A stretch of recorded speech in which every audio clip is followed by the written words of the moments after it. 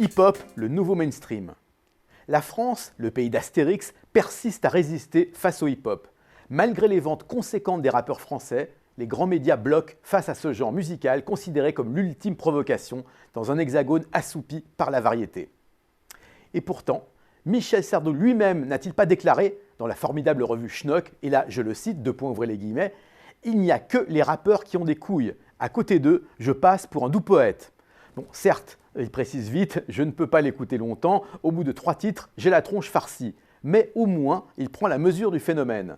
Aux USA, le pays où il est né, le rap a infiltré la culture et a réussi à en pervertir les codes. Musique noire, musique venue du ghetto, le hip-hop a trouvé sa place dans les hit-parades.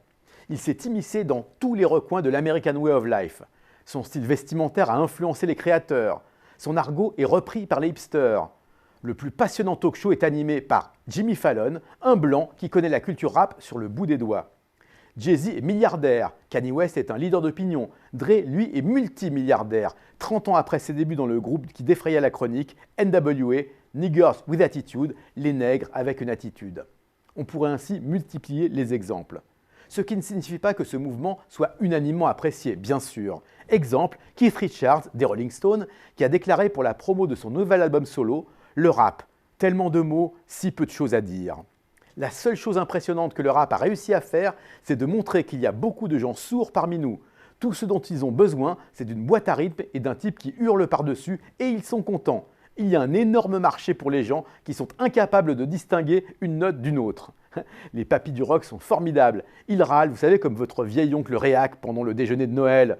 Ah bah oui, celui que tout le monde fait semblant de ne pas avoir entendu, parce qu'au fond, on l'aime bien quand même. Pourtant, le combat est fini, et les chiffres le prouvent. Aux USA, comme bientôt ici, le rap n'est plus la contre-culture, il est le nouveau mainstream. Et si Kanye West devient président en 2020, comme il en a l'ambition, on aura même des rappeurs au gouvernement américain. Snoop Dogg au ministère de l'Agriculture, ça aurait de la gueule, non? À très bientôt pour une nouvelle chronique rapologique.